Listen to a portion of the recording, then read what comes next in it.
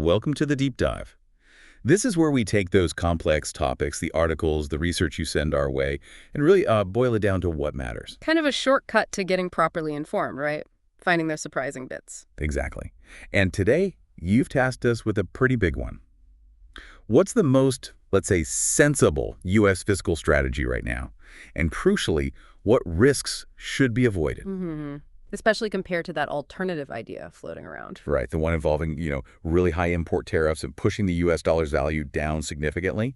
We've got a lot to draw on analyses of dollar stability, assessments of policy ideas like this, Mar-a-Lago Accord. Which we definitely need to unpack. We will. Plus, sources on the effects of a weak dollar, tariffs, how it hits allies like the EU, and ultimately what some recommended strategies look like. So, a clear mission. Let's dive in. Okay, so the first thing that jumps out from the sources is, maybe surprisingly, that despite all the talk about high U.S. debt, there isn't seen to be an immediate risk of a sovereign default. No immediate crisis. Why is that? Well, fundamentally, it's because the U.S. borrows in its own currency. It can theoretically always create more dollars to pay its debts. Plus, the market for U.S. treasuries is incredibly liquid. Meaning it's easy to buy and sell those bonds without crashing the price. Exactly. So that basic short-term stability, that mechanism, it's still considered pretty solid. No classic default scenario looming tomorrow. Okay, so the sky isn't falling right now, despite maybe some alarming headlines. But the sources aren't saying it's all clear for the long term, are they? No, definitely not. While there's no immediate fire, the rating agencies, they keep issuing warnings. They're worried about a sort of slow, gradual erosion of the U.S.'s ability to handle its debt sustainably. So not falling off a cliff, but Yeah. maybe the ground getting softer underneath. That's a good way to put it. And then you have the politics, so these recurring fights over the debt ceiling. They haven't caused an actual default yet. But they sure make markets nervous. Precisely. They inject uncertainty, damage confidence. Even if the ability to pay is there, these political games kind of chip away at the dollar's reputation for reliability. And that brings us to this really interesting, maybe slightly alarming idea that's been discussed. These user fees on payments to foreigners holding U.S. debt linked to this Mar-a-Lago Accord thing. Now, just to be crystal clear, this accord isn't actual government policy, is it? No, that's absolutely crucial. It's not official policy. It's more like a nickname for a discussion paper. A user's guide to restructuring the global trading system, written by Stephen Mirren. He's with the Council of Economic Advisors now, previously at Hudson Bay Capital. The Council of Economic Advisors. They advise the president, right? So influential ideas, but not law. Exactly. Ideas being floated, discussed, not enacted policy. Not yet, anyway. Okay, so what's the main argument in this paper, this user's guide? The core idea is this. The paper argues the U.S. dollar is fundamentally overvalued and that this hurts American industry, makes it less competitive globally. So it needs fixing. According to the paper, yes. And it proposes a two-step fix. First, slap on high tariffs and these user fees targeting foreign holders of U.S. bonds specifically. Okay, step one. What's step two? Step two is then to deliberately devalue the dollar. The goal is something like the Plaza Accord back in 1985, where the major economies agreed to realign their currency values. Now, one analysis we looked at pointed out what seems like a contradiction. Tariffs usually make a currency stronger, but the goal here is to make it weaker. How does that work? And the paper actually addresses this. It sees it as a sequence in time. It acknowledges, yes, short term, tariffs would likely push the dollar up, making imports pricier, increases demand for domestic stuff, hence the dollar. Okay. But the paper argues that's temporary. The next step, the user fees and other devaluation measures, are designed to then push the dollar back down and then some to get to that weaker level long term. So it's a plan with stages, not a logical flaw in their eyes. Correct. A planned sequence. Now, about those user fees, sounds quite polite, doesn't it? What does it actually mean? Yeah, what is a user fee on a bond payment? Well, essentially, it means the U.S. government would withhold part of the interest or principal repayment owed specifically to foreign bondholders, like a levy or a tax just on them. So not technically a default, because you're still paying something. Technically, perhaps not a full default, but it functions like a selective haircut, taking a percentage off the top just for foreigners. And our sources are really clear on this. Market reaction. Extremely negative. Even if it's not labeled a default, it would likely cause massive turmoil in bond and currency markets. It would seriously undermine trust in the U.S. dollar as a safe asset. Really toxic for markets. Okay, let's pivot then. Let's talk about the risks of actually doing this, going down the road of high tariffs and a deliberately weakened dollar. What are the big long-term dangers? Well, if the dollar were devalued significantly and stayed that way, the consequences would be pretty far-reaching. You'd see major shifts in global trade flows. U.S. exports get cheaper, imports get way more expensive. Inflation becomes the big problem inside the U.S. Very likely. The cost of imported goods, everything from electronics to clothes, goes up. And then there's the dollar's role as the world's main reserve currency. Could this challenge that? It absolutely could. A deliberate devaluation, especially one seen as aggressive or unstable, could really push other countries to diversify their reserves away from the dollar faster than they already might be thinking of doing. The volatility itself could drive that. And what about key partners like the EU, Germany, big exporters? How would they fare? It would be tough for them. A much weaker dollar means a much stronger euro, relatively speaking. That makes German exports, for instance, more expensive in the huge U.S. market, hurting their competitiveness. Any upsides for them? Maybe cheaper oil, since it's priced in dollars? Potentially, yes. Cheaper dollar-priced imports could ease some inflation there, but that might be outweighed by weaker overall demand, maybe even pushing towards deflation. And European companies earning profits in dollars, those profits shrink when converted back to stronger euros. And politically, between the U.S. and EU. It could definitely strain things, creates economic tension, which can easily spill over into political disagreements. Okay, let's bring it back home. The average American. What does this weak dollar plus tariffs world look like for them, short term and longer term? Short term, almost certainly higher prices for imported goods.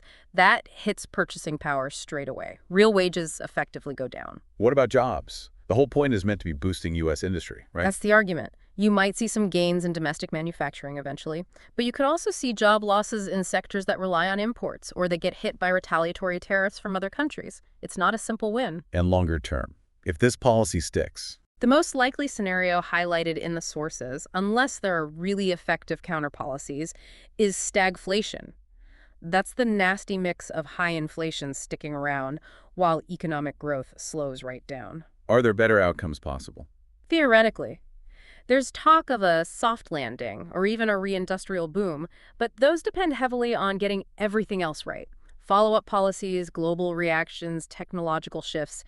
The default path looks more like stagflation. It feels like there must be reasons beyond pure economics for even considering this. Yeah. What are the underlying motivations from a U.S. perspective? There are several layers, definitely. Domestically, it plays well politically in some areas, the idea of protecting U.S. jobs, bringing manufacturing back.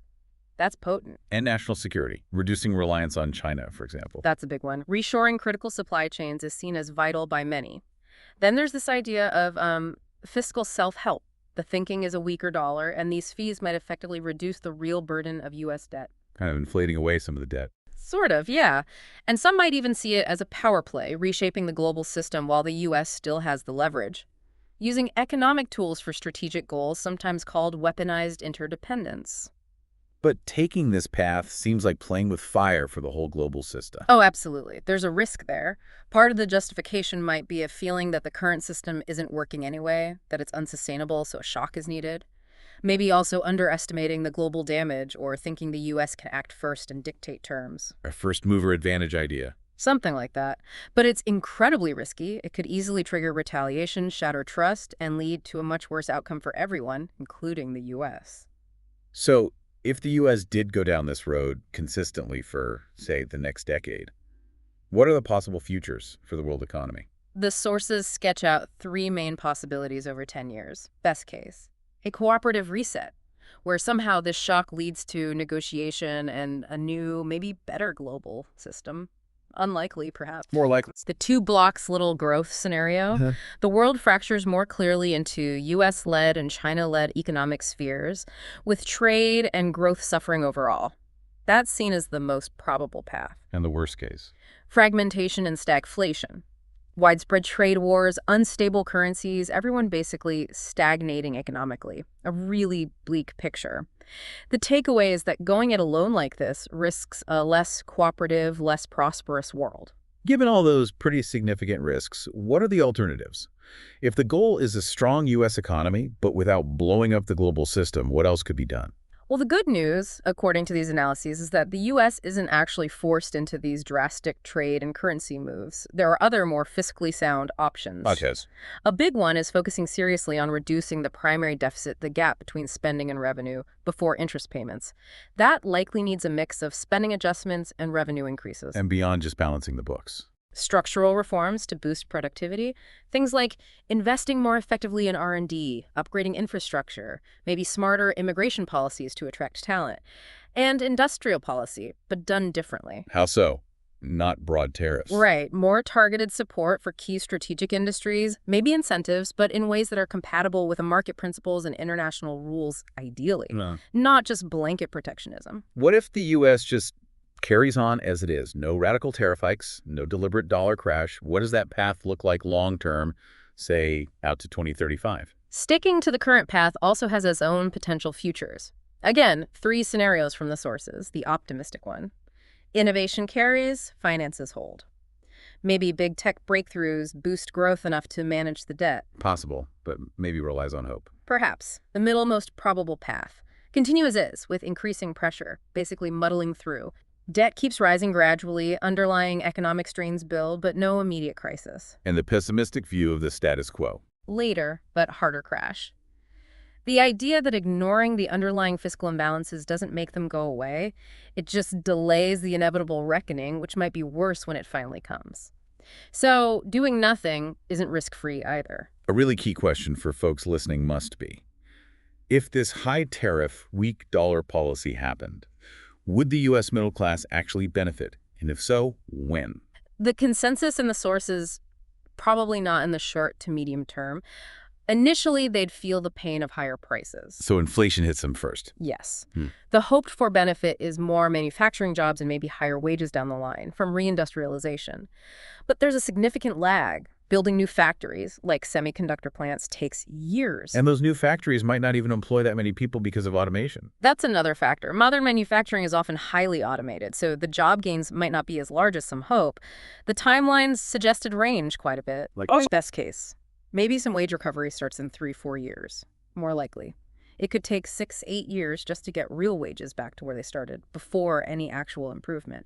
Worst case, persistent inflation and disruption mean those benefits never really show up. It's a long, uncertain road. Let's zoom out again. U.S. versus China.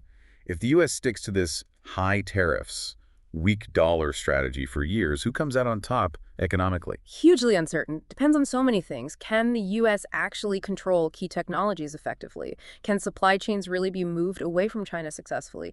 Does the dollar keep its global power? That's the range of outcomes. Best case for the U.S. Tech controls work, supply chains shift, dollar stays strong financially, U.S. gains an edge. Likely case, a messier picture. A more fragmented world, China's still a huge manufacturing power, U.S. keeps the tech lead, but the overall balance doesn't shift dramatically.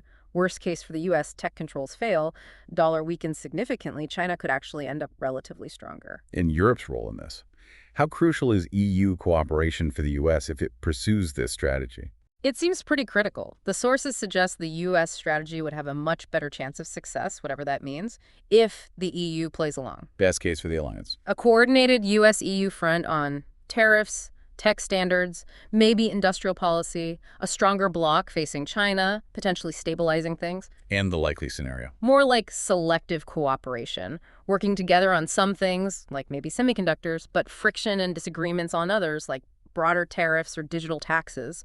Underlying tensions remain. Worst case. A major transatlantic split, maybe even a U.S.-EU trade war. That would likely benefit China most of all and make the global economy even more unstable. And for the EU to join in, the U.S. would probably need to make concessions, moderate its approach. Okay, so pulling all this together, based on everything we've discussed from these sources, what are the recommended guidelines for a U.S. financial policy that does aim for dollar stability and staying competitive with China, but avoids those massive risks? It boils down to a multi-stage approach. Short term, credibility is key. That means stop the debt ceiling drama, protect the Fed's independence, show commitment to fixing the primary deficit, build trust. Makes sense. Medium term. Focus shifts to actual long-term fiscal sustainability. Gradual, well-thought-out tax and spending reforms. At the same time, push hard on growth R&D, infrastructure, skills, talent attraction, make the economic engine stronger. And the really long view. ensuring the dollar stays dominant and the U.S. stays ahead. That requires proactive steps, things like developing a smart, regulated digital dollar, keeping the treasury market deep and liquid, investing massively in human capital and future tech, AI, biotech, clean energy, winning the future industries. So how does that translate into what to do with tariffs and the dollar's value? The strong advice is avoid broad, aggressive tariffs. If you use them at all, make them targeted, moderate, temporary, aimed at genuine security risks, ideally done with allies, not against them. And the dollar. No deliberate devaluation. No. The goal should be stability.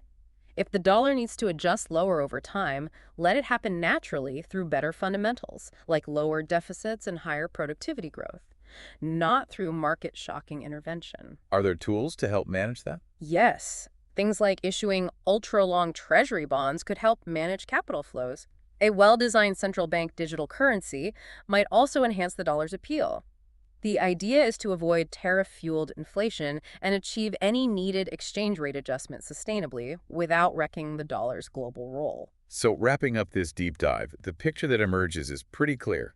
A U.S. fiscal path built on high tariffs and forcing the dollar down seems packed with risks, serious risks of inflation, economic upset, global instability. Yeah, and the benefits, especially for the average American, look uncertain and potentially very far off. Plus, it could really damage the dollar's international standing. And crucially, the analysis suggests there are other ways.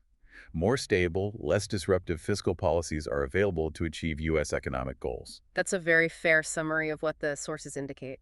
Which leaves us with a final thought for you, our listener. Considering all these complexities, the potential downsides of going the aggressive route, what factors do you think should be the absolute priority in shaping America's economic strategy? How do you balance aiming for domestic prosperity with maintaining global stability? What's the right trade-off between potential short-term political wins and the long-term economic health of the U.S. and indeed the world? Definitely something to mull over. Thanks for joining us on The Deep Dive.